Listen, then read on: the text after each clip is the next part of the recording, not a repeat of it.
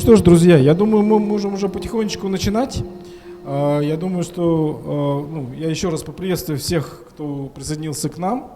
Сегодня у нас публичный лекторий, он называется «Сыну Эрдем». В рамках него уже записано свыше 15 прекрасных лекций. Все они случились благодаря нашему участию. Вы уже посмотрели 3 разных активности: Сыну Гэр и Сыну Тенгери. Но все это случилось благодаря только тому, что у нас есть в нашем городе, в нашей республике есть большое количество ярких личностей, ярких интересных исследователей, и все их творчество отражается в нашем публичном лектории. Мы очень довольны, я лично очень доволен и горд тем, что нам получилось сделать и реализовать старую мечту о том, чтобы суммы современных представлений о нашей культуре и искусстве аккумулировались в такой вот вневременной коробочке, в которую, надеюсь, превратятся наши видеозаписи сегодняшних, даже и уже случившихся, и сегодняшней лекции. Но сегодняшняя лекция, помимо того, что она в предновогоднее время, это самая последняя публичная лекция в этом году, и она усилена очень мощным весом академическим и исследовательским Татьяны Анатольевны Бараноевой, но директором Национального музея Республики Бурятия. Но эта лекция, она проходит еще и в рамках совершенно уникальной активности, которую мы запустили в этом году. Эта активность называется «Лаборатория современного искусства Хэп-Хап Лаб». Но подробнее о ней я хотел бы пригласить, рассказать, собственно, в нескольких словах Амгалан Наринчине, куратора и автора этой идеи, и куратора Хэп-Хап Лаб. Спасибо. Одного из кураторов. У нас 2 куратора. Собственно, Хэп-Хап Лаб организован Национальным музеем и Центром креативных индустрий Хэп-Хап. Собственно, этот проект для нас совершенно логичный, вытекающий из деятельности Национального музея и Центра креативных индустрий. Поэтому он для нас очень, он первый для нас, он очень нам дорог и важен. Собственно, в рамках лаборатории мы проводим образовательную часть, собственно, лекции. Собственно, сегодня вы присутствуете на одном из, можно сказать, занятий лаборатории. Вот наш лектор Татьяна Анатольевна. Open Call мы набрали 10 художников. Тема этой лаборатории — наследие. 10 художников переосмысляют наследие, хранящееся в фондах Национального музея. И поэтому, соответственно, мы ведем работу уже несколько месяцев. Отчетная у нас будет выставка в музее, художественном музее имени Сампилова в январе. Всех вас приглашаем, зовем оценить, посмотреть, как получилось у нас или не получилось, как это вообще, как современное искусство переосмысляет наследие. И не буду много воровать времени у лекции. Наш лектор, директор Национального музея, кандидат искусствоведения, член-корреспондент Российской академии художеств. Так ведь? Заслуженный деятель искусств Республики Бурятия Татьяна Анатольевна Бараноева. Прошу, Татьяна Анатольевна, даю вам слово. Спасибо. Спасибо большое. Конечно, так как-то очень прозвучало, что я тяжеловес, и так сразу как-то нехорошо стало очень, на самом деле. Сказано было все, я сразу, наверное, начну с темы. Вообще, действительно, мы договаривались, что это будет лекция, которая в рамках лаборатории. То есть мы предполагали, что поначалу будут сидеть те самые 10 выбранных художников, которые хотят больше погрузиться в тему наследия, в тему изобразительного искусства. На самом деле, вообще хочу сказать, как в силу своих профессиональных особенностей, да, очень часто приходится ездить по разным городам. И вы знаете, наше искусство Бурятии, бурятское искусство, оно просто давно стало брендом, благодаря нашим, конечно, известным художникам. И в то же время все уже понимают и знают, и мы гордимся этим. Приезжая в Якутию, мы говорим там про кино, приезжая, скажем так, ну, в Иркутскую область, там, или в Карелию, там, или в Калининград, или в какой-то еще другой город, или в какую-то другую национальную республику. В каждом из городов, в каждом из регионов есть своя специфика, есть свой бренд, есть свое то, что мы называем уникальностью. И, на мой взгляд, именно изобразительное искусство в Бурятии — это есть тот самый бренд и та самая уникальность, которой мы, современники, мы гордимся, мы понимаем, и хотелось бы, чтобы вот все-таки мы больше знали о нем, да. И вот сейчас моя тема звучит так: искусство Бурятии, корни, традиции, стиль. Значит, это вот просто такая общая карта. Я не буду погружаться в историю, это на самом деле не моя тема, но я хотела бы сказать, что здесь вот карта этнической Бурятии представлена с нашими основными родами и племенами, и как любой народ, буряты невероятно талантливы, и вот эта талантливость и вкус, оно идет, ну вот мне кажется, когда ты пролистываешь, прочитываешь и углубляешься в тему, ты понимаешь, что все-таки это идет вот на какой-то подкорке, на генетическом уровне, что традиционное ремесло, традиционный образ жизни, он приводил к тому, что у бурят развивалось вот это внутреннее ощущение вкуса в соответствии вот с той природой, которая окружала наших предков. И кочевой образ жизни, и вид хозяйства, скотоводства. То есть все это складывала и формировала тот самый визуальный код, о котором мы, собственно, говорим сейчас и пытаемся его переосмыслить. Ну вот смотрите, вот предбайкальские буряты, забайкальские буряты. Здесь вот если посмотреть в сторону предбайкальских бурят, то здесь все-таки традиционно бытование шаманизма и бытование как религии, и в то же время бытование улигеров, мифологии. То есть это тоже отражалось и в том числе и на народном творчестве, и на том, что, собственно говоря, потом складывалось, как в народном искусстве отражалось. Да? Здесь, в Забайкалье, помимо бытовавшего шаманизма и пришедшего в 18-19 укоренившегося буддизма, то, что сформировало особенность, и то, что также, безусловно, отразилось на народное творчество. Вот символы, мифология, то, что взято было с буддизма, оно как бы очень органически легло на народный материал. Сейчас я... Ой, это вообще очень сложная какая-то вот такая тема, она иногда не зажигается.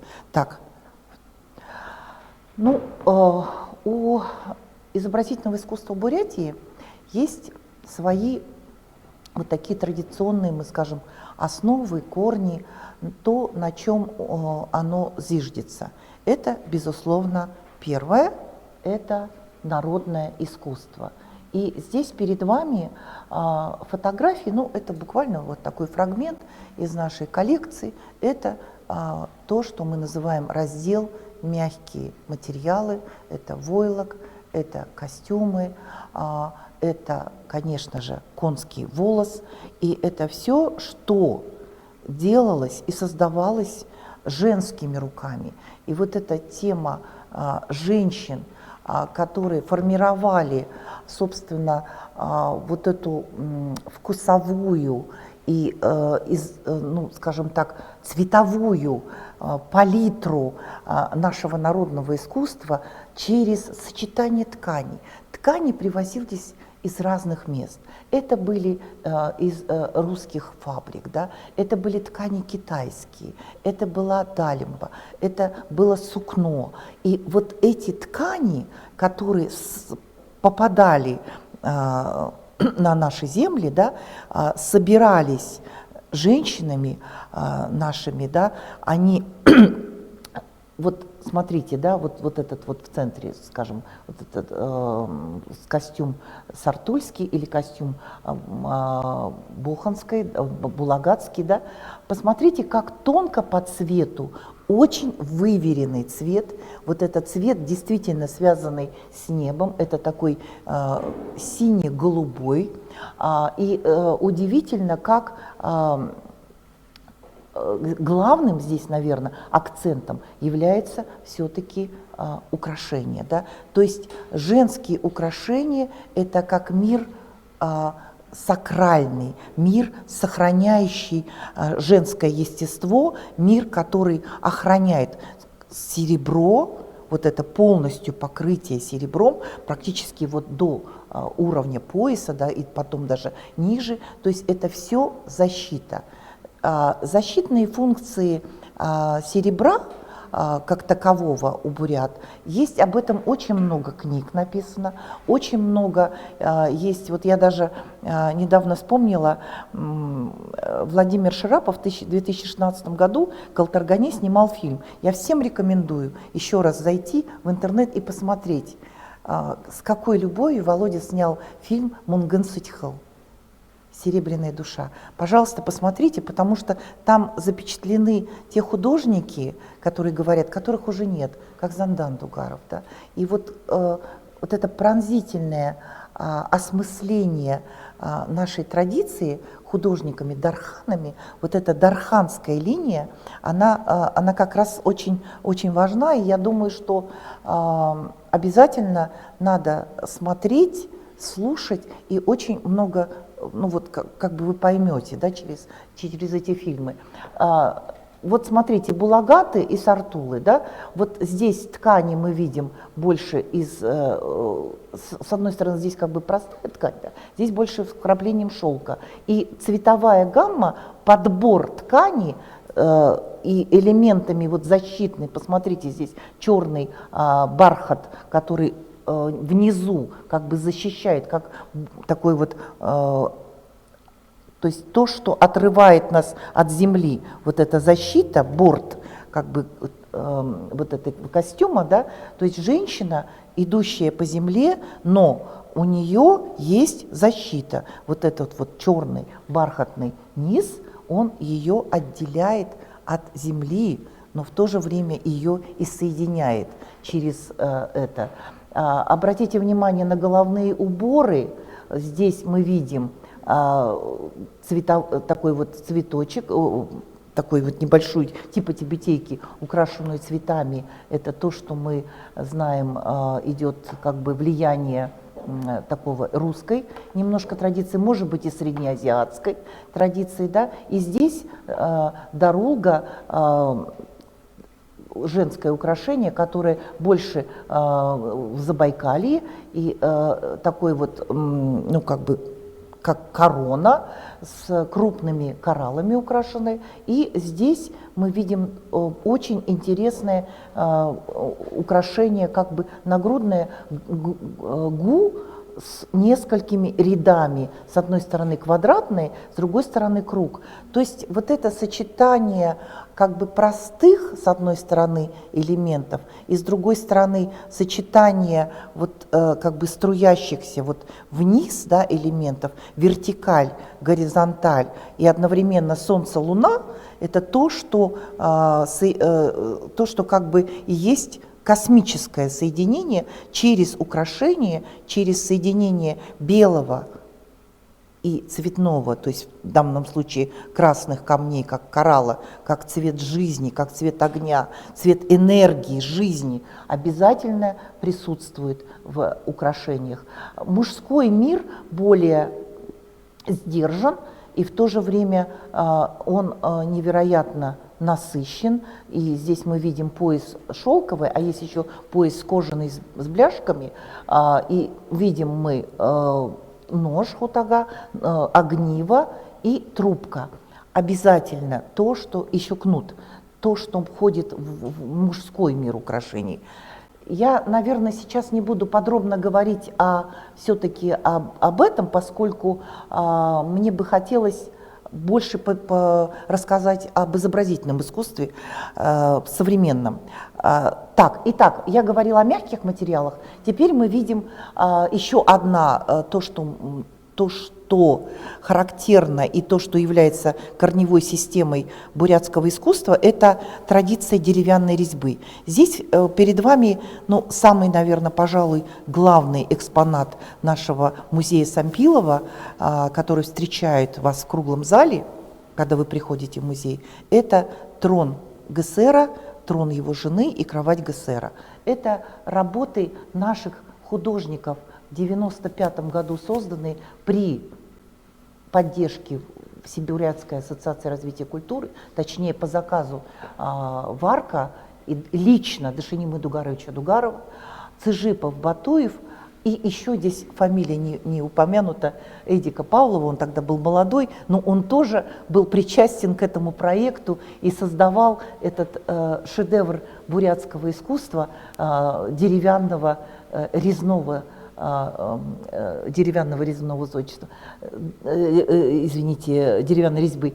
Дашиев, посмотрите вот эту чуть ниже перед вами, да, дерево, резьба, бараны, 1940 год, обратите внимание на дату, вот это панно деревянное, да, оно также из наших фондов, и это панно одно из многих, 600 тогда произведений было выставлено на первой декаде бурят-монгольского искусства в Москве. Вот посмотрите, и вот здесь вот перед вами столовый набор уже Сыпылова. То есть посмотрите, как работают наши мастера с деревом. Вот то, что есть, тоже относится к той традиции, которая характерна для нашего бурятского народа. Так, Дима? Так, дальше. Ага, ну вот, продолжая говорить о традиции, мы говорим о металле. Я уже начала говорить о металле, уже практически упомянула, и посмотрите, здесь представлены только небольшие фрагменты работ, которые также хранятся в нашем музее и входят в золотой фонд бурятского изобразительного искусства. Металл, традиция наших бурятских дарханов. Знаете, я хотела сказать, что когда мы смотрим на наши произведения бурятские, почему у нас металл, серебро наше, называется брендом? Ведь в отличие от дагестанского, в отличие от якутского серебра, наше серебро бурятское, оно объемное. Вот этот объем, эта чеканка, которую создают наши мастера, оно и есть то, что мы называем традицией, которая передавалась от деда к сыну, к отцу и так далее. Вот эта преемственность вот этих традиций, вот этой чеканки, это характерно именно для бурятских мастеров. Посмотрите, как работает художник, например, вот с верхней частью, да, дензе. Это навершие головного убора. Вот здесь мы видим шапочку, да, с дензе, которая вот округлая, и в то же время здесь очень интересно так форма, да, круг, и завершается еще круг, и вверху обязательно идет орнаментальный вот такой вот центр, да, посмотрите, как интересно, вот закрывается, то есть как бы камень, он не остается открытым, он обязательно закрывается, то есть именно здесь, на макушке, то, что есть сулде, да, то есть душа как бы выходит из макушки, поэтому надо было ее закрыть головным убором и еще буквально запечатать вот этим дензе, сохранить сулде, сохранить душу, чтобы она не вышла наружу. Вот это, посмотрите, это традиция, которая практически этот головной убор, это как монументальное произведение искусства. В целом, если его увеличить, оно так и будет как такое значительное такое головной убор. И как интересно подается дарулга. Да? Дарулга с крупными кораллами. Здесь мы видим также лазурит и янтарь. И вот это вот тоже полностью закрывается как корона, да? И вот накосные вот эти боковые украшения также богато украшены вот такими подвесками боковыми, видите, да? Также украшены внутри, мастер вставляет обязательно камни. По центру мы видим гу, это гу уже авторская, да, Бадмаев, нагрудное украшение, серебро, позолота, чеканка. И здесь очень популярный мотив, это 8 драгоценностей.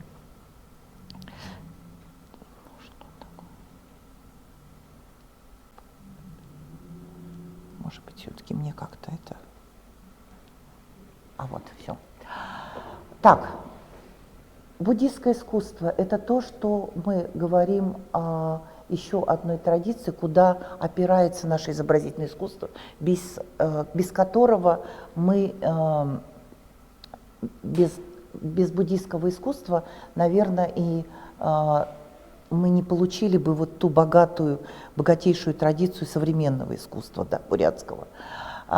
Здесь перед вами просто два, просто как примеры работ танка из нашей коллекции. И вот эта знаменитая Орангойская школа, то, что характерно для нашей бурятской танка. На самом деле, это прежде всего, это очень строгая такая композиция, согласно канонам, безусловно, и это очень, как это сказать, достаточно сдержано по цветовой гамме. Здесь практически нет вкраплений золотых нитей, как в тибетской традиции Минри, потому что здесь больше бурятские художники работали для многочисленных появлявшихся датсанов. И вот эта школа, она, пришедшая к нам в 19 веке, она получила свое развитие. И, безусловно, такие танка, они как раз очень получили распространение вообще по всей Бурятии и практически во всех датсанах.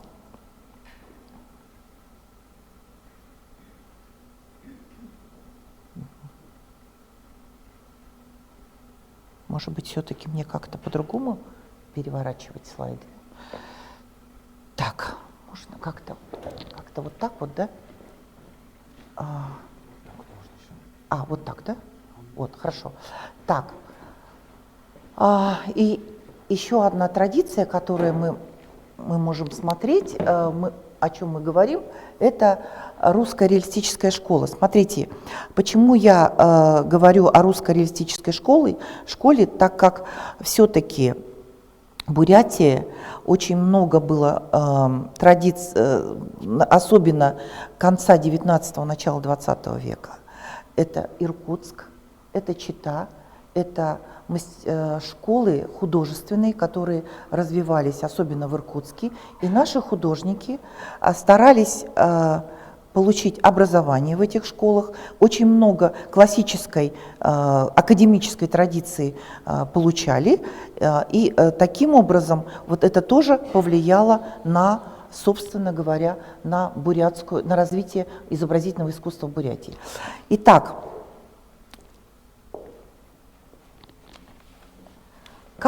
я больше, наверное, все-таки буду говорить о том, как появилось, каким образом происходит зарождение профессионального изобразительного искусства Бурятии.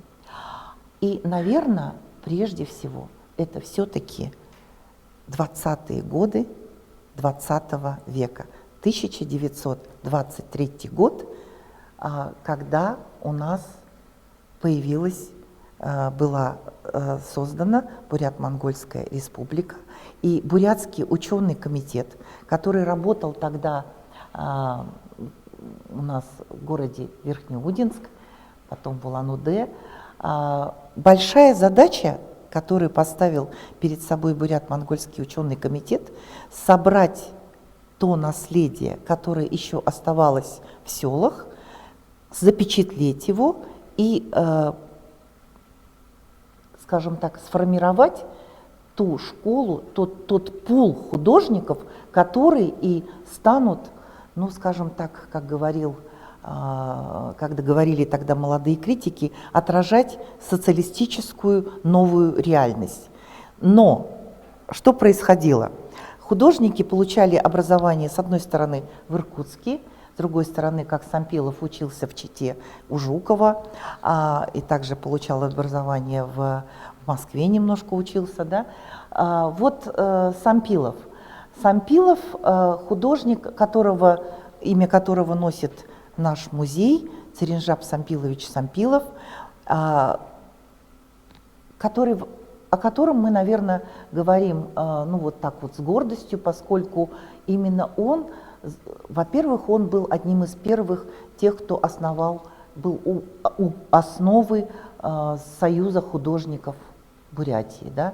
Это Павлов, Окладников, Неволина, Мордыгеев и Сампилов. Еще один аспект. Сампилов – художник, который вышел из народа и который невероятно точно и тонко смог ощущать вот эту природу народного искусства. Ведь по воспоминаниям его самого, по воспоминаниям его супруги, его сына, он действительно, когда, будучи пастухом, он вырезал из дерева, и вот то, о чем я говорила выше, что резьба по дереву, это как бы основа основ. То есть каждый бурятский художник изначально, он очень хорошо резал по дереву. Это то, что в руках каждого художника, начинающего или потом продолжающего. И поэтому, когда он наблюдал за пасущимся стадом, за бегущими лошадьми, за природой, вот за этим разнотравием, для него это было как, вот знаете, как что-то такое, как это сказать, как родное, да? Передать эту красоту нашей природы через единение человека с космическим, вот с небом, со степью, это было для него очень важно. Ну, здесь вот эти классические работы Сампилов «Серый день», Сампилов «Арканчик», которые мы знаем все, и сейчас, наверное, глядя на них, может быть какая-то некоторая наивность. И в то же время, вот знаете, мне кажется, визуал, который мы видим, да, он не отражает глубину подлинника, потому что небо у Сампилова все-таки оно совершенно тонких и невероятных оттенков. Еще один художник, о котором хотелось бы сказать особо, это Роман Сидорович Мордыгеев. Роман Сидорович Мордыгеев, художник, который родом из Аларских степей, который все-таки та же самая Иркутская школа, Иркутское художественное училище, которые закончили, наверное, ну, практически все первые бурятские художники. И Иркутская школа, она дала тот самый толчок, ту академическую традицию, вот то, что умение рисовать, умение понимать композицию, умение чувствовать цвет, умение работать на холсте масляными красками и, самое главное, понимание, как строится вообще внутри картина. Это то, что передает школа, и это обязательно.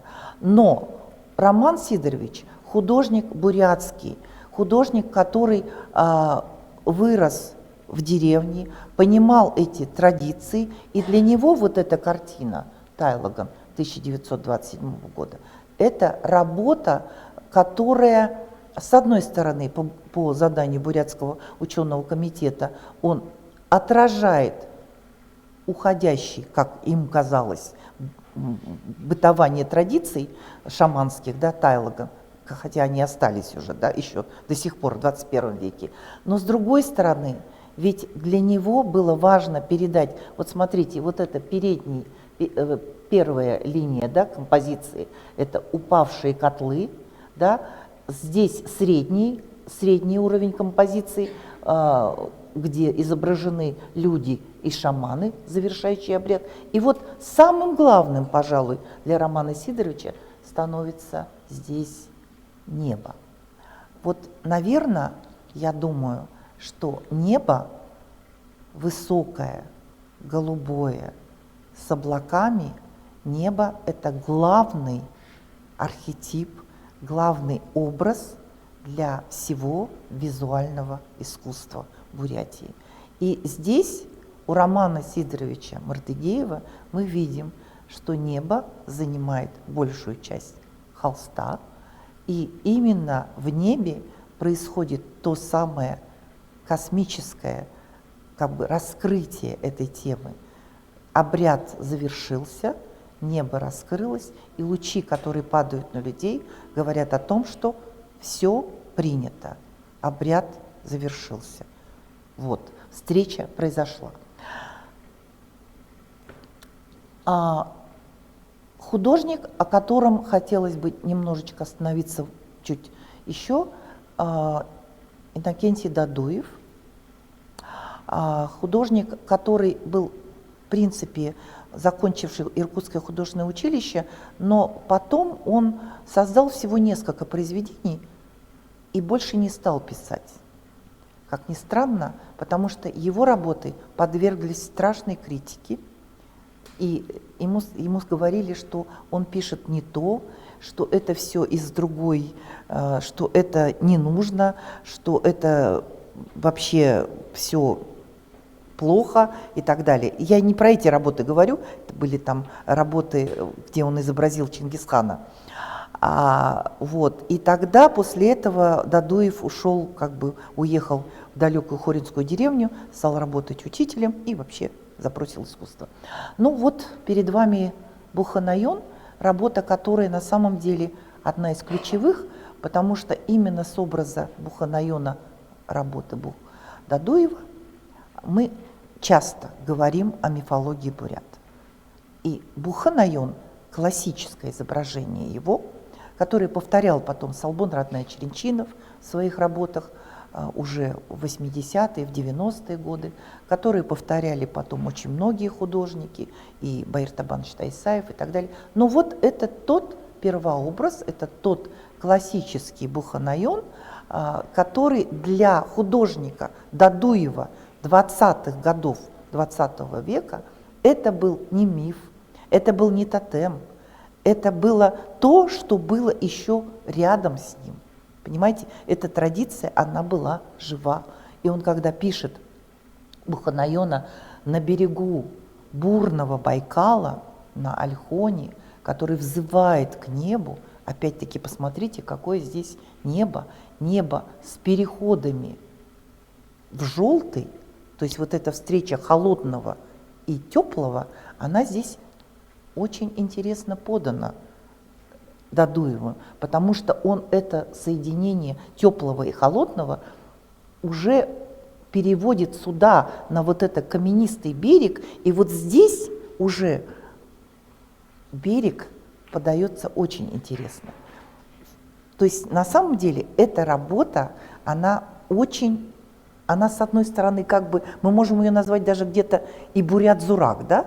И с другой стороны, это и вроде бы и какая-то и не лубочная картина, и в то же время это как будто бы и не академическая картина, но это то, что мы называем бурятским искусством 20 века.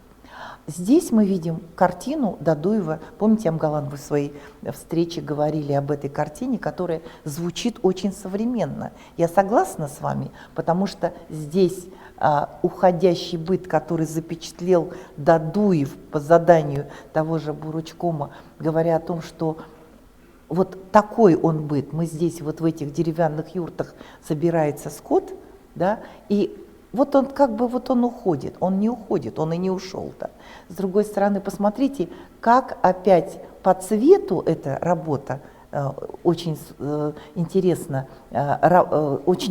создана. Здесь вот эти вертикали, да, вертикали, посмотрите, да, и в то же время вот эта горизонталь на самом деле, она передается через образы вот этих вот животных, да, то есть они собранные вместе, они создают вот эту живую, трепещущую какую-то жизнь, да, и от этого вот все то, что изображено Дадуевым на этом холсте, воспринимается совершенно по-другому. И опять смотрим мы на небо, ну, невероятно. Посмотрите, мы потом еще будем возвращаться каждый раз к небу. И у Лупсана Доржиева, и у Цареннамжила Ачирова, и у каждого, и у Ташинимы Дугарова. Вот опять мы видим, как художник пишет небо. Ой, я тут... Так. Еще один художник 20 века, также 20-х годов, Аржиков, художник родом из Бухана, предбайкальский, и «Шаман не лечит, а калечит». Казалось бы, ну что вот это за сюжет, который с одной стороны относится, понятно, к этой традиции нашей, да, где шаманы, которые приходят в дом, чтобы там полечить, совершить обряд и так далее, да, и с одной стороны это такой как будто бы этнографический сюжет чисто, да, и с другой стороны это абсолютно такая тоже картина с многими слоями и смысловыми в то же время. Мы здесь видим, как маленькие телята вместе с детьми, здесь вот это вот ощущение единения, то, что мы знаем, да, в бурятских домах, в бурятских избах, в бурятских юртах, скот, маленькие телята, чтобы их сохранить, чтобы они не погибли, их зимой приводили в дом, да, и вот этот вот маленький мальчик, который сидит и следит за еще более младшим братиком, и вот это вот также средний уровень композиции, где мы видим, собственно, сам процесс, то, что происходит, да, и здесь как будто бы такая чисто бытовая сцена, но сколько в ней глубины и смысла, которые сейчас с наших современных позиций мы понимаем, что оставил для нас художник. Вот это уже 40-е годы. Смотрите, это мы говорили об этнографии, о мифологии, о пейзаже, о том, как Сампилов работал. И вот Тудупов. Дугар Тудупов, художник, который учился в Суриковском институте в Москве. И я читала его письма, которые он писал Сампилову. Они так общались, он его поддерживал, он просил о какой-то помощи и так далее. И вот 40-й год, очень талантливый художник Дугар Тудупов, но, к сожалению, его называли Дугар Ренуар. Его, вот здесь работы, которые вот балерина, да, посмотрите, это почти такой сюжет из там Серебрякова вспоминается, или там Кустодиев какой-то, да, Серебрякова, наверное, ближе. Но у него есть работа, которая называется «Борцы». Это огромное полотно, почти 3 метра, которое хранится в нашем музее. А вот это уже монументальное произведение, где он изобразил борцов. Эту работу мы будем обязательно показывать. Я думаю, что в нашем новом музее, в залах, где будет посвящено именно изобразительному искусству, мы представим этот золотой запас нашего изобразительного искусства. И Дугар, к сожалению, его жизнь обрывается, 41 год, он уходит на войну, и под Москвой его жизнь обрывается. 40-й год, о чем я говорила, да, это первая декада бурят-монгольского искусства в Москве, 600 произведений, живопись, графика, декоративно-прикладное искусство, скульптура везут художники в Москву. 600. Вот я сейчас, вот современно в мире, да, я понимаю, это какое-то колоссальное количество. Как можно 600 произведений повезти в Москву? На чем они везли? Ну, наверное, на поезде. И тогда не было таких моментов, как страховая стоимость, там, транспортные расходы там, и так далее. Я думаю, что все было по-другому. И вот когда это все было представлено на экспозиционных выставочных площадках Москвы, я читала протоколы уже вот эти архивные, да, когда московские критики пишут, какие прекрасные художники, какой богатейший материал, какое богатое наследие у бурятского народа. Ну давайте сделаем отдельный музей. Почему они не имеют права выставляться в отдельном музее? И вот тогда, в 1940 году, появилась идея, в Москве тогда обсуждали Сампилов, Мордыгеев, Павлов. Давайте сделаем музей художественный, отдельный, не просто краеведческий, а пусть это будет отдельный художественный музей. И вот 1944 год, было подписано постановление, еще шла война о создании музея. И вот в 1949 году открылся художественный музей, который был просто художественный музей, и который находился поначалу здания, где пожарная часть на Ленина, вот там раньше был Байкалбанк, а сейчас просто какое-то офисное здание. Вот там находился, в этом маленьком здании, находился художественный музей. Вот. И почему музей стал имени Сампилова, я рассказываю для тех, кто не знает, особенно для молодого поколения.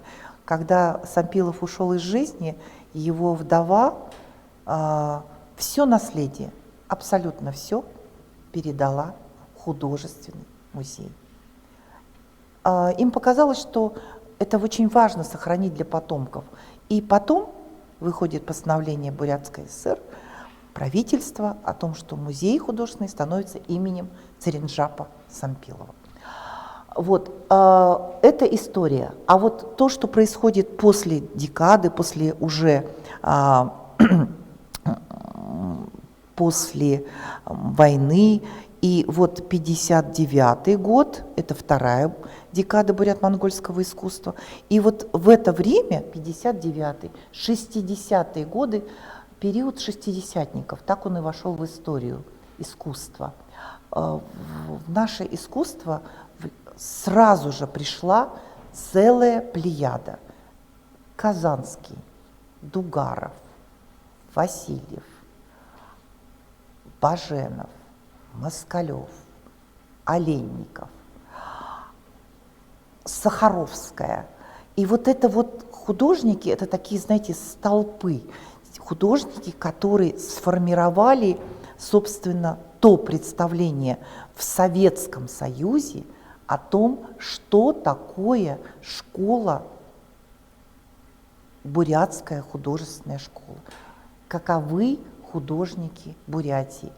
И я сейчас покажу вам, так пролистаю, здесь вы видите Казанского, «Рыбаки Байкала». Это такая, знаете, классическая работа того самого сурового стиля, который существовал и который искусствоведы назвали суровым стилем. А почему суровый стиль? Потому что после 50-х годов, где такие вот немножко залакированные произведения, где очень много такой вот соцреализм в таком немножко лаковом цвете, он уже как бы становится тесен, вот этот мундир, становится тесен, и художники молодые, задорные, энергичные, поствоенное поколение, те, которые вот сформировались как бы как дети войны, они приходят, они хотят что-то другое, и они идут на фабрики, на заводы, вот к к рыбакам и начинают писать вот простых людей. Так, как бы без такого вот приукрашивания, скажем так. Да.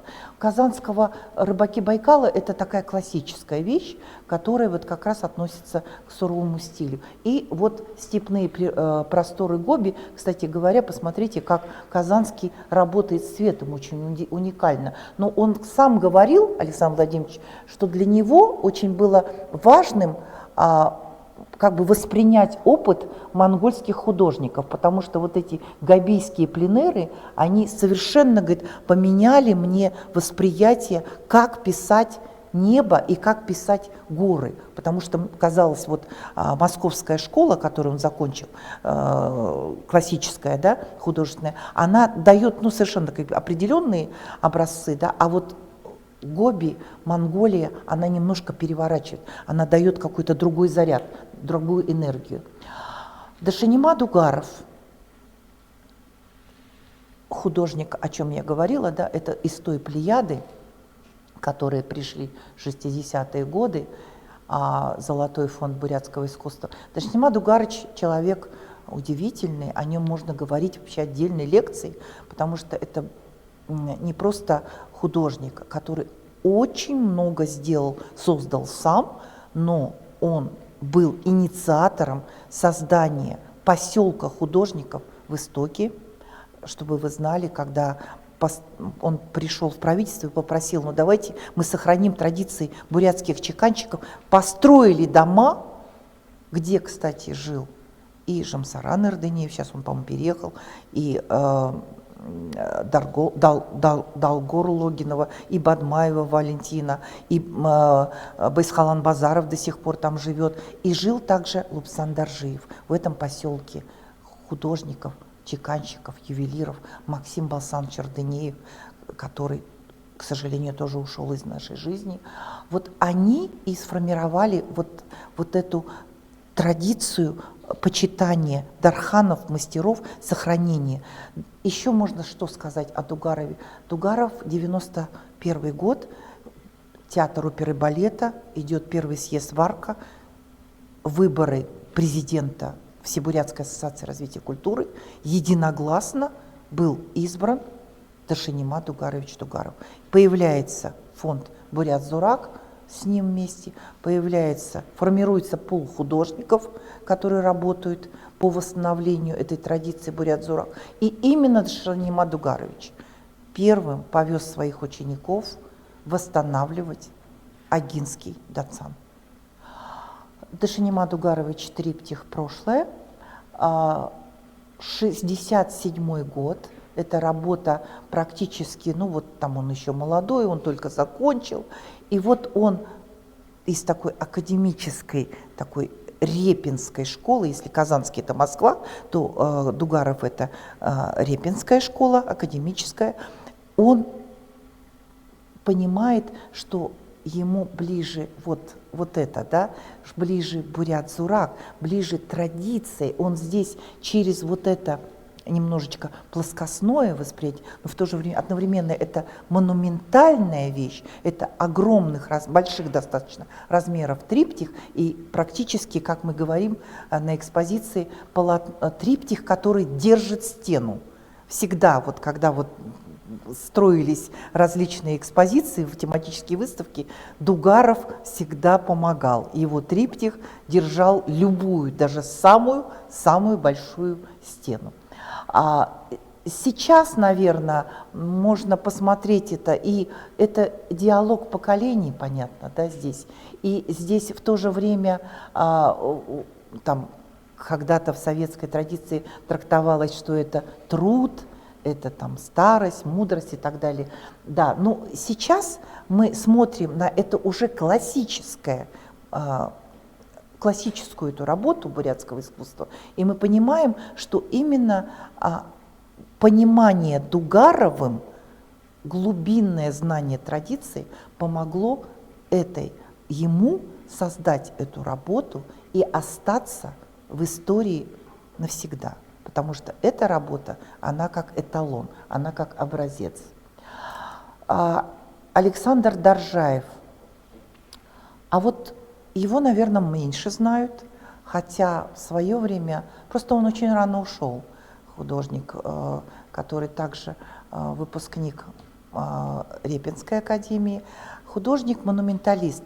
Вот очень важно, да, что Репинская школа формировала очень художников, которые мыслили и понимали пространство. Монументальные художники. У нас, к сожалению, сейчас художники уходят в малые станковые формы и практически не чувствуют пространства, архитектуру, стену, вот этот диалог и вот воздух, да, скажем так. Потому что монументальные работы, они достаточно, они сложны, потому что здесь художник как бы мыслит уже как и одновременно как архитектор, что ли, художник, переосмысливающий пространство. И вот, скажем, вот эта работа, да, просто такой диалог пастухов, молчаливый. С одной стороны люди, с другой стороны лошади, и какой-то здесь видим небольшие кустики, вот степь, и вот это совершенно невероятное такое небо, голубое такое, практически как бы пронзительное, такое прозрачное небо, удивительно. Причем посмотрите, как он разрабатывает композицию, да? То есть у него все герои, они также спиной, да, они как бы молча, они взаимодействуют друг с другом в таком молчаливом молчании, но которое говорит. Помните у Зорика, да, у него тоже как бы герой поворачивается спиной и отворачивает лица. Но здесь диалог другой, это же ведь время другое, да, но в то же время здесь очень много тоже таких вот моментов, которые соединяют человека, человеческую фигуру вот с этим, смотрите, средний мир, средний уровень композиции, и опять-таки вот сюда вот, да, уходит. Вот если посмотреть вот так вот, то есть вертикаль и горизонталь. Москалев Георгий Николаевич. В этом году мы отметили 100 лет Георгия Николаевича Москалева. Герой-художник, человек удивительной доброты, удивительных мастерства, человек, который поразительно совершил подвиг. Вот битва за Дунай, именно за эту переправу он стал героем Советского Союза и обратился к теме войны уже в более зрелом возрасте. А вообще, вы знаете, у него очень много иллюстраций, он работал как книжный художник, он очень много делал, рисовал еще орнаменты, он ездил в Монголию, и вот на нашей последней выставке, спасибо большое наследникам и потомкам Москалева, когда предоставили эти работы, мы посмотрели, что, конечно, Георгий Николаевич еще был удивительным, потрясающим графиком, который невероятно любил людей. И он любил геологов, писал их и понимал их труд. Здесь работы военные. 1 на 1 это работа тоже классическая, военная, которая проходила на всех выставках. Но сейчас она воспринимается совершенно по-другому. Она очень актуальная. Здесь я просто пролистывать буду художников, да? Лабок Лев Александрович, сын Георгия Николаевича Павлова, Альбина Цыбикова, я думаю, вы многие о ней слышали, Альбина Айдоповна Цыбикова, Московская школа художественная. Альбина Айдоповна – человек, художник, который оставила глубочайший след в бурятском искусстве, благодаря ее глубинному пониманию символизма бурятского искусства. И самое главное, что она смогла соединить Запад и Восток по-своему. У нее особый свой мир художественный. Альбина Айдоповна человек художница, которая оставила нам невероятное наследие. Особенно мы говорим о панно на земле ГСР, которые мы каждый день видим, когда приходим в театр бурятской драмы. Метелкина Мария Яковлевна, автор таких невероятно вкусных натюрмортов, очень пастозная, такая энергетически активная живопись. Шенхоров Чингиз Батмаевич, художник, которого, наверное, вы тоже многие знаете, но вот эта работа «Торская долина» 1979 года, я думаю, она абсолютно вот то, что мы говорим из Золотого фонда. Здесь практически ничего не происходит. Здесь только вот эти изображены, вот, собственно говоря, вот эти деревянные изгороди. И ничего больше. И вот в этом молчании вот вся вот простота и наполненность. И абсолютно тоже посмотрите, какое здесь невероятно открытое небо. Бальжанима Даржиев, я всех приглашаю вас на выставку мастера, юбилейную, персональную, которая называется «Бальжанима». Сейчас в музее Сампилова. Бальжанима Даржиевич художник также репинский, ученик Моисеенко, художник. Вот посмотрите, как работал в 80-е годы в раннем периоде Бальжанима Даржиевич. И вот его уже работы 2014 года. То есть художник, который разный, который такой активный, который ищущий, который настолько много впитавший, и сейчас ему исполнилось 75, и он говорит, вы знаете, я хочу работать каждый день. Мне интересен вставать утром и писать. Это, конечно, дорогого стоит. Жамсур Аднаев, вот смотрите, у каждого, наверное, вот я говорила про архетип неба, про как это важно, про мифологию. И вот одна из тем, которая очень важна для бурятского изобразительного искусства, это тема ребенка, тема детства. Но самый яркий представитель, который так отражает тему детства, это, конечно, Жамсур Аднаев. Он родился на Яравнинской земле, среди Яравнинских озер.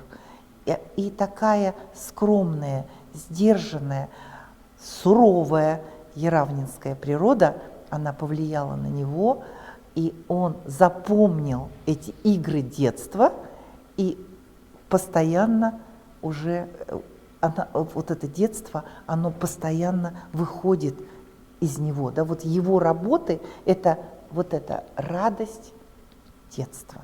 Вот эта работа, у нас праздник, мне кажется, она такая совершенно классическая. Да? Ну, Зарикто Даршиев, я думаю, вы все его знаете, а может быть не знаете эти работы, но вот эта работа Зарикто Дангина, которая есть у нас в фондах, и работа монахи. Я почему показываю в основном все-таки фондовые работы из Национального музея. Причем обратите внимание, насколько разный опять стиль у художника, как работал «Степная история» в 2008 году ранний Зарикто, он такой декоративный, да, такой плоскостной, такой очень линейный, и как много цвета и полутонов таких тонких мы видим в картине «Монахи». Я сейчас просто буду листать картинки и говорить, это в разделе графика хотелось бы особо выделить художника, о котором, наверное, сейчас молодое поколение практически не знает. А это Галсан Эрденин.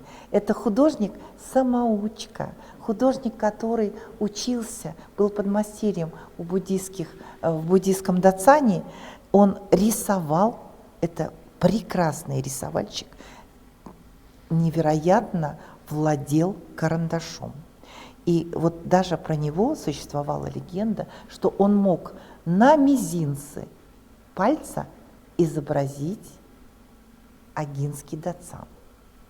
И эта миниатюрность, это тончайшее, буквально, знаете, таком на полудыхании ощущение пространства, того, что он видит, причем размеры это А4, это карандаш, это просто цветной и черно-белый карандаш. Но посмотрите, при увеличении мы понимаем, насколько монументальное мышление этого художника.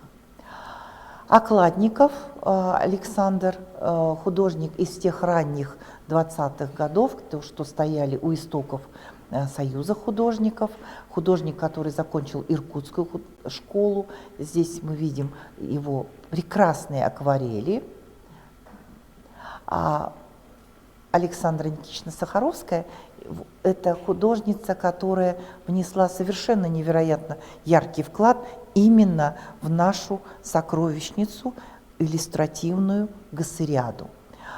Поскольку Гассериаду все-таки писали многие художники, начиная с 40-х годов, это и Сампилов, и Окладников, Балдаев Филипп Ильич, но Сахаровская в 60-е годы, придя из Репинского академического института, отделения графики, перед ней стала задача, необходимо было издавать новое, было издание в периоде тогда Липкина, издание на русском языке Гассера, которое классическое, которое есть во многих наших домах, мы помним, да, это иллюстрации Сахаровской, черно-белые, это линогравюра, и в этом на языке черного и белого, на классическом языке графики, Сахаровская смогла создать невероятно монументальный и мощный образ, который может держать любую, тоже опять-таки стену, любое увеличение выдержать. И это очень обобщенные образы, и одновременно они тонко выверены и прочувствованы, поскольку прежде чем создавать иллюстрации к Гассериаде, Сахаровская проехала весь Агинский округ, проехала деревни по Бурятии, рисовала очень много у нее эскизов, почеркушек, которые легли в основу уже последующих серий. Стариков, Аламжи Мурген, и вот иллюстрации тоже здесь такие цветные уже, цветная линогравюра. Это все 60-е годы, это та графика, которая, ну, такая вот классического, советского времени, прекрасные такие теплые иллюстрации Старикова. А вот перед вами Тумен Манжиев, художник, который также закончил Репинский институт, отделение графики, работы его во форте, которые, наверное, многие не видели, но это удивительный художник, который невероятно тонко чувствовал город. Посмотрите, вот эта вот серия «Музыканты», она, конечно, очень талантливая. Так. Это современный художник Жаргал Зоманов, который работает сейчас над сериями разными, в том числе он один из первых, наверное, стал осваивать тему шаманизма в графике, и Жаргал Зоманов в поход – это иллюстрация к жестокому веку. Ну, Лупсан Даржиев, художник, о котором надо говорить отдельно. Лупсан Даржиев – это наше наследие, которое мы будем писать, мы будем изучать, мы будем говорить о нем отдельно. Лупсан Даржиевич Даржиев – художник, который, что называется, воплощает в себе Бурят-Зурак в классическом его виде. Его произведения хранятся в нашем музее, в частных коллекциях, в Центре народного творчества. И не буду долго говорить, но я хочу сказать, что, наверное, в следующем году, в год Алтарганы, Мы постараемся подготовить издание при поддержке Министерства культуры, посвященное творчеству именно Лупсана Доржиева. Царин Намжил Ачиров, художник из Максахона, мастер которого иногда сравнивали с, ну, там, я не знаю, там, с какими-то, с пиросмани, там, или с гениальными самоучками, там, французами. Но Царин Намжил Ачиров, на мой взгляд, это художник, который, ну, который такой вот традиционный бурятский рисунок, вот эту черно-белую графику, это все перо, тушь перо, вот эта линия вихрящаяся, особая линия, она нигде не встречается. Это ачировская линия, ачировский стиль, который больше никто уже не может повторить. При этом он был абсолютным самоучкой, он был просто учителем, он долгие годы работал в Максахоне, увлекался буддизмом, очень был погружен в эту тему. Он входил в круг учеников Дандарона. Я видела его рукописные книги. Он писал о буддизме просто вручную, да, переписывал легенду о Будде. И таких книг у его дочери хранится 10 ручную. Это, конечно, меня просто потрясло. Он собирал забавные истории, фольклор такой местный, делал маленькие ручные книжки на бурятском языке. Они все требуют, конечно, переиздания. Это удивительная история художника, который, не художника, а самоучки, который стал работать после того, как ушел на пенсию. Он ушел на пенсию, и потом у него, как это говорят, полилась река. Каждый раз он создавал целые серии работ. У него есть серия иллюстраций Каламжи Мургену, серия иллюстраций, вот первая встреча бурят с людьми Белого царя, целая серия иллюстраций Хунну. Ну, про Царина Намжила Ачирова также можно говорить отдельно. И посмотрите вот опять-таки на небо и облака, вихрящиеся, задорные, это как бы отдельные персонажи. Вот сейчас я просто пролистаю и покажу вам образцы театрально-декорационного искусства. Понимаете, мы когда говорим про живопись, графику, скульптуру и так далее, почему-то почти не говорим о театрально-декорационном искусстве. А искусство сценографии – это невероятно великая вещь. Вот вы приходите в театр на спектакль, для вас, конечно, важна и музыка, и игра актеров, но сценография, когда мы видим, мы визуалы все равно, да, нам важно понять, в каком это пространстве, какие там декорации, какие костюмы, да, вот это есть театральное декорационное искусство. И вот Александр Иванович Тимин, главный художник театра оперы и балета, квадригу коней, которых мы видим на театре. Александр Иванович Тимин – это и памятник Доржи Банзарову, на минуточку, да, и это очень еще много памятников по районам, и одновременно это театральный художник, это художник, который создал просто шедевры к балету «Красавица Ангара». Просто надо знать, кто автор. Да? А вот Будажапова Евгения – это иллюстрации к спектаклю Шакжана Будамшу.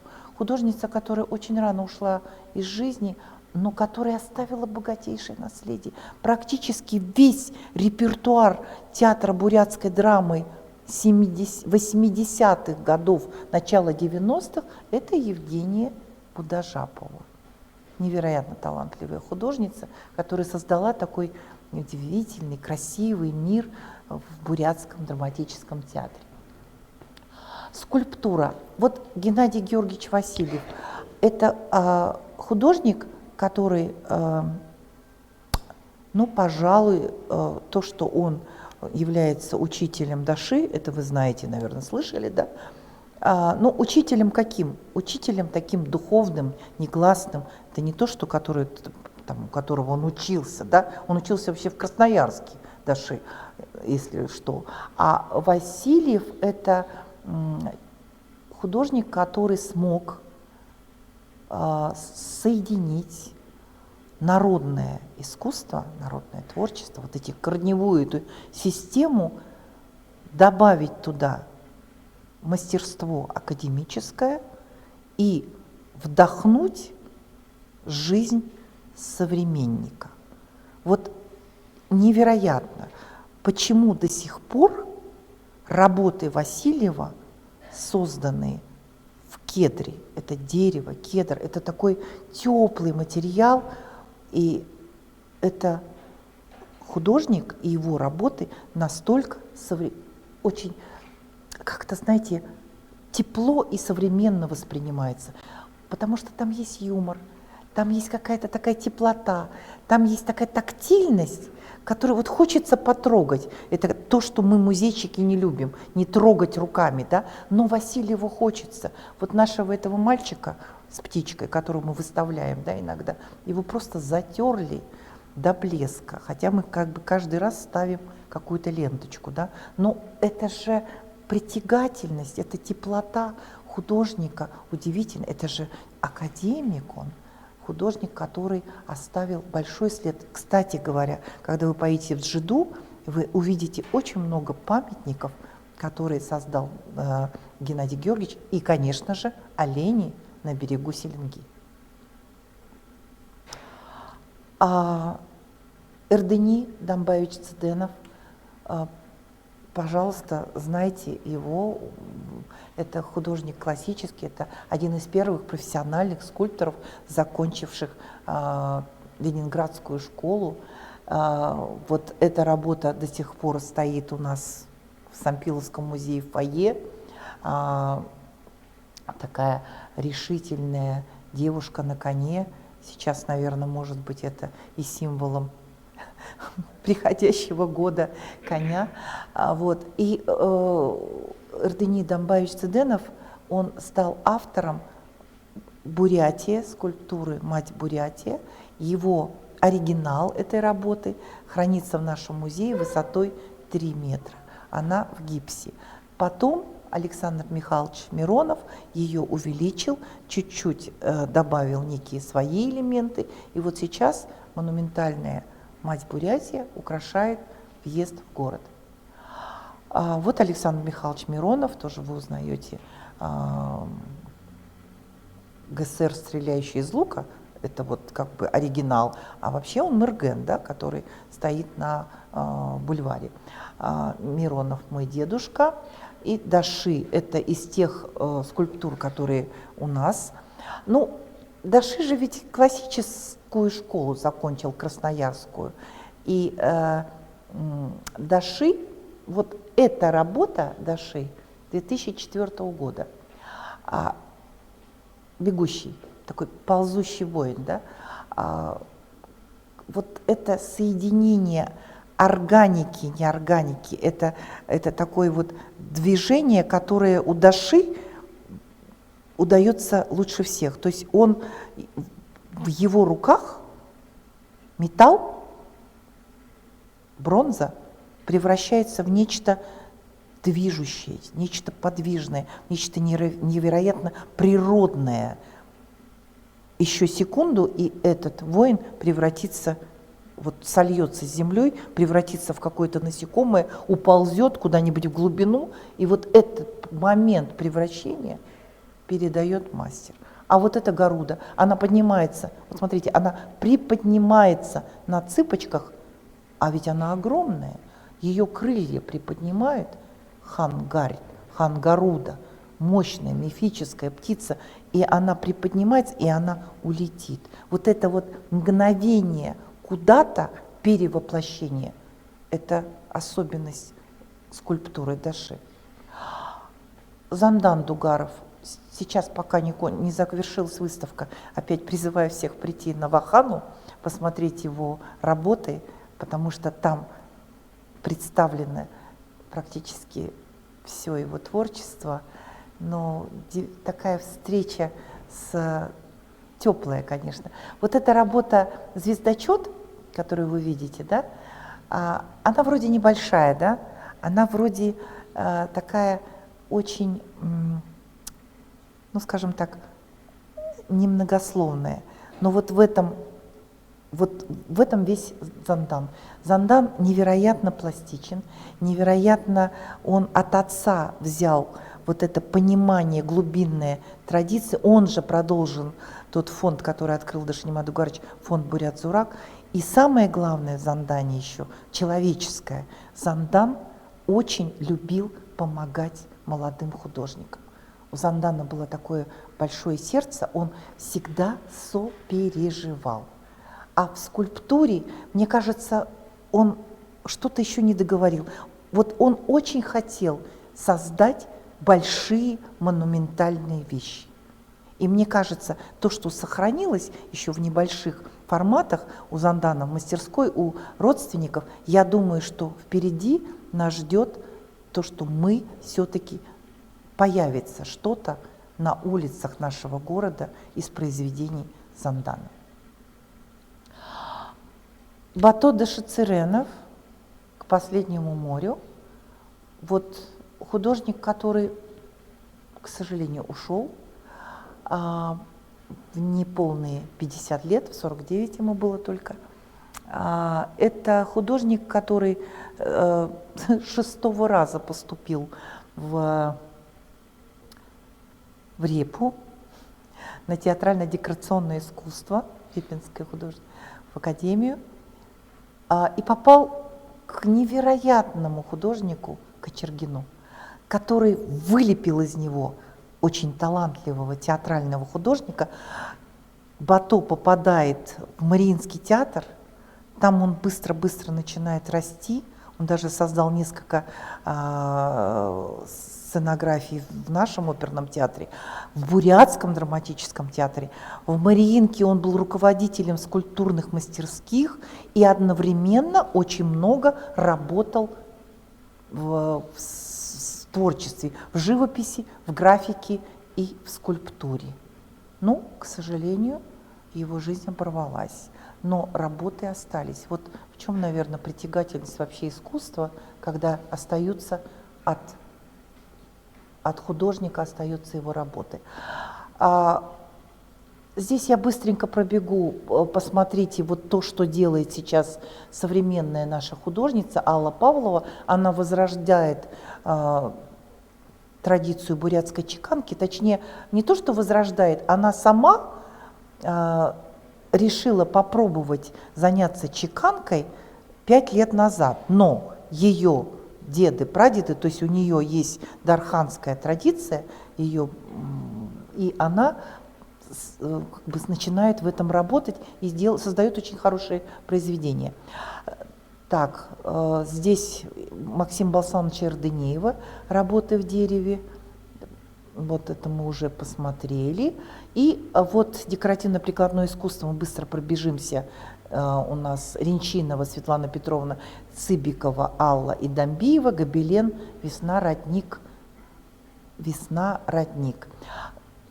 Помните, мы говорили про мягкие материалы, и вот та школа гобеленщиц, которая создалась в 1983 год, когда завершился работа над внутренним интерьером театра бурятской драмы, и Дашнемад Угарович созвал пул художников, в том числе Аллу Цыбикову, Цыденова, Доржаева, многих-многих.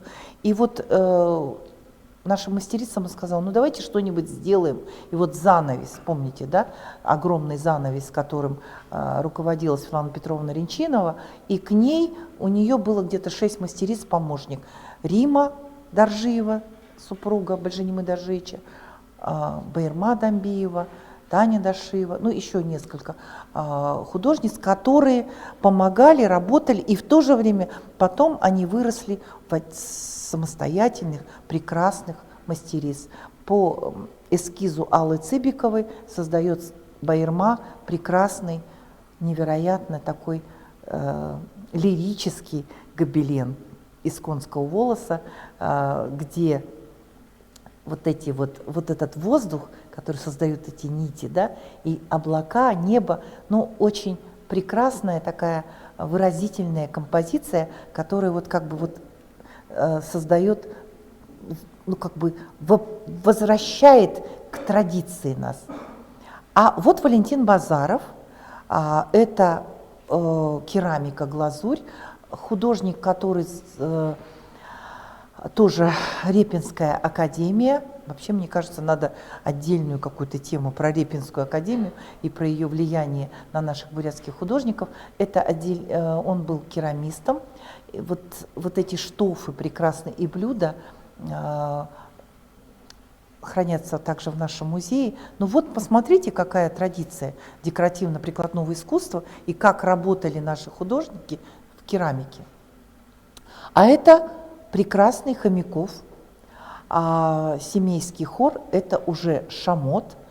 И художник, который смог в шамоте создать целый мир. Мир семейских, мир бурят, мир казаков, такая этническая палитра в шамоте, огромные такие монументальные инсталляции он создавал. Часть сохранилась в академии, в Институте культуры. И вот еще один мастер, который хотелось бы показать, Намсараев. Пурба Намсараев – это у нас медь-чеканка. Посмотрите, какие прекрасные работы по металлу. И хочу завершить, наверное, такой небольшой обзор нашего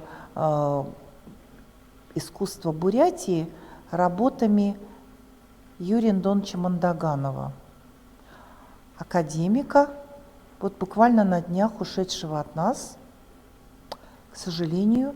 И я могу сказать, что, вы знаете, мы когда говорим, что каждого человека можно заменить, но это неправда. И вот сейчас я, просматривая даже вот с вами вместе эти произведения, я понимаю, что невозможно заменить кого-то, потому что с уходом Юрия Андоновича вот та школа бурятской флорентийской мозаики осталась в наследии, осталась в музеях, осталась в аэропорту, осталась на железнодорожном вокзале. А самое главное, вот это Арьябола, божество Арьяболы в Санаге, высота 41 метр, ширина 29, композитная смола, металл. Ну, это вот просто строки, да, вот как бы. А на самом деле это труд великолепного, монументального произведения, священного, сакрального, который оставил нам Мандаганов. Это про Арьяболу будет написана отдельная книга, я вам обещаю. Через год эту книгу, наверное, мы представим на суд зрителей, потому что эта книга будет называться «Путь к Арьяболе». Спасибо.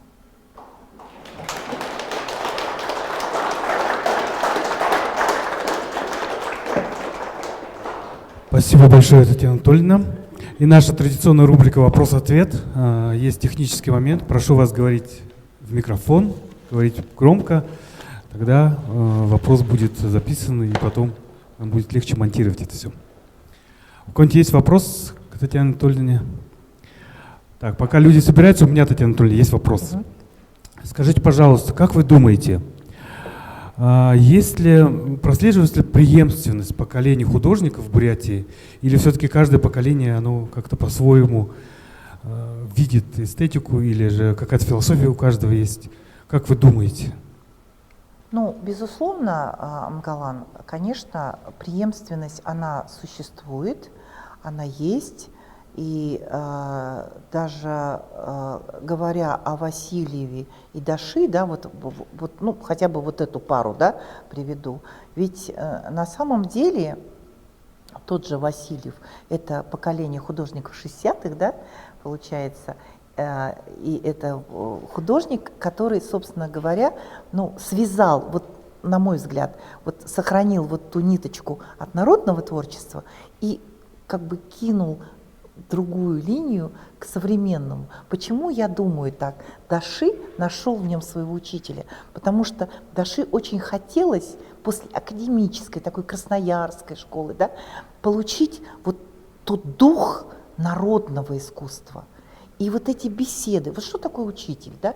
Это же беседы, это просто, может быть, даже разговоры, это просто потрогать вместе, повырезать дерево, да? Вот это то, что дается через руки, да? И мне кажется, сейчас нам нужно не утерять Амгалан эту, все-таки постараться, чтобы какое-то поколение вот ныне живущих художников постаралось передать эту ниточку, не потерять. Не надо, не стоит уходить как бы в себя, что называется, вглубь, потому что все равно вот эта связь существует. И почему мы говорим с вами о школе вот, восприятия там, наследия? Потому что, наверное, и в этом и значение музеев, да? Потому что все, что я вам показала, это все хранится в музее, это все наследие. Вот пройдет там, ну я не знаю, 50-100 лет, и какое-то новое поколение после нас с вами будет также это смотреть, будет пытаться связать эти ниточки вместе, посмотреть, а что такое было там, в 2025 году бурятское изобразительное искусство. А кто были эти мастера? А что они создавали? А что они делали? А кто такой был Амгалан Ринчине? Что он создал? Поэтому мы очень ждем вот тот проект, который мы начали с вами в музее.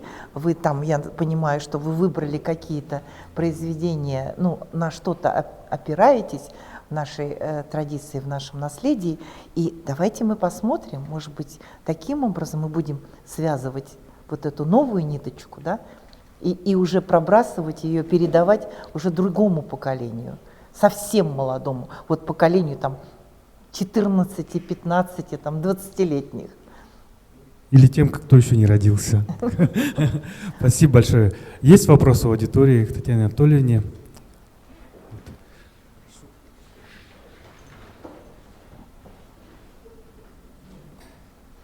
Здравствуйте. В первую очередь, конечно, хочется поблагодарить вас за прекрасную лекцию и задать один вопрос. Каким вы видите дальнейшее развитие бурятского искусства? Хороший вопрос. Вы знаете, я вообще, наверное, оптимист по жизни, да. Я вижу будущее бурятского искусства невероятно прекрасным. Вот правда. Без вот ложной тени чего-то там, да. Потому что у нас очень богатая традиция.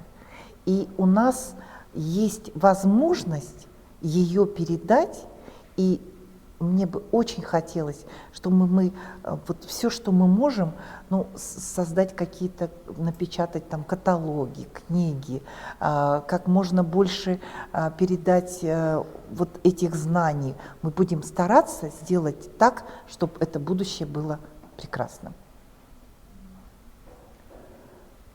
Ребят, надо поднять руку, я здесь с микрофоном.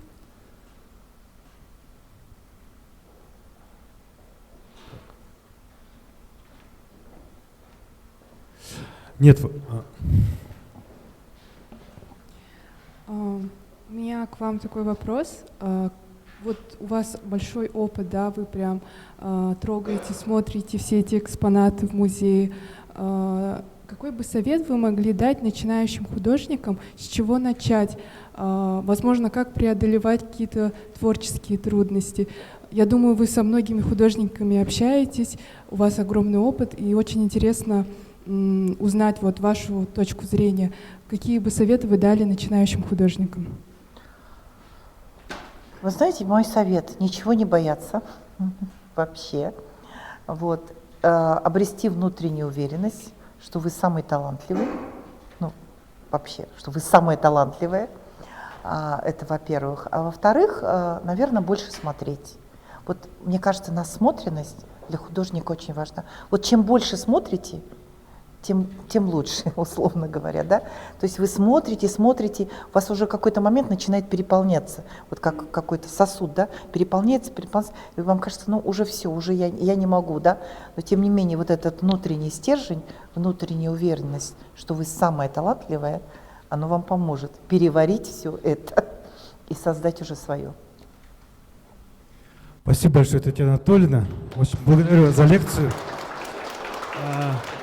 На этой лекции у нас заканчивается публичная, открытая образовательная программа лаборатории современного искусства HubHub Lab. Однако лекций будет, я думаю, еще много, поэтому приглашаем вас на выставки в Национальный музей, в музей, художественный музей имени Сампилова.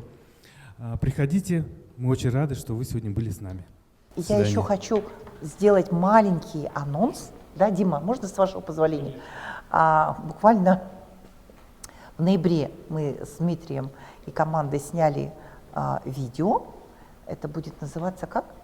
Будет называться «Разговор директора Национального музея». Разговор директора Национального... Нет, на самом... Сайну-музей. Сайну-музей. Мы начинаем серию подкастов, где я буду интервьюером и с художником. Вот первый подкаст, который вот буквально скоро он выйдет. Да, он выйдет сегодня. Выйдет сегодня или завтра. на всех там платформах, ВК-видео там и так далее. Это будет разговор с Зарикто Доржи. Вот. То, что у нас получилось, судить вам. Но самая главная фишка, то, что вы увидите, Зарикто, мы с Зарикто ходим по фондам. Да, это очень на самом деле... Это такая вот, знаете, интересная вещь, как мы с ним вот так двигаем эти решеточки с картинами. Вот, это вот ради этого только стоит посмотреть этот подкаст. На самом деле вы раскрываете карты, давайте раскрывать их до конца. У нас Национальный музей состоит из 3 частей. Это музей истории, музей художественный Сампилова и музей природы. И вот будет 3 серии. Но не говорите, кто. Да, и будет 3 главных героя. 2 остальных героев вы сегодня не называли. Не называем. Поэтому это будет интрига. Следите за всеми обновлениями и за всеми новостями. Новостей будет много. Но сегодня в преддверии уходящего года, такого сложного, но говорят, следующий год еще сложнее будет, но я надеюсь, он будет сложный только, так скажем, творческими вызовами, во что очень хочется верить. Ну и в преддверии Нового года мы хотим от нашего центра вручить вам небольшой презентик. Спасибо. Да, здесь открыточки, и вот, собственно, те самые книги, которые мы делаем совместно с республиканской типографией. Спасибо. И открыточки участников конкурса на оформление фотозон в аэропорту. Это, может быть, кто-то из них когда-то окажется в стенах вашего музея. Вот, поэтому, наверное. Да. Спасибо. Точнее, нашего общего музея. Ну что, друзья, всем спасибо большое. Поздравляем вас всех с наступающим Новым годом, долгожданными каникулами. Ну и, конечно, ожидаем вас в Новом году не только в стенах HubHub, в первую очередь в стенах Нацмузея. Там идет огромное количество невероятно крутых выставок и прекрасных историй. А в новом здании, которое откроется уже открытие не за горами, хотя не будем загадывать, там будет еще больше самых разных, там будет наследие Бурятии будет представлено на намного более широкой форме. И вот вся наша деятельность. Там не только художественное, скажи сразу. Конечно, там будет все объединенная экспозиция. И природа, и история, и этнография. Да. И вот наша задача нашего проекта социокультурного, который называется Сенугер, это вот как раз приоткрыть и раскрыть все то богатство наследия, которое сейчас в силу ограниченности экспозиции еще не отражено и недоступно широкому, так скажем, широкому нашему взгляду. Все, спасибо большое. Спасибо.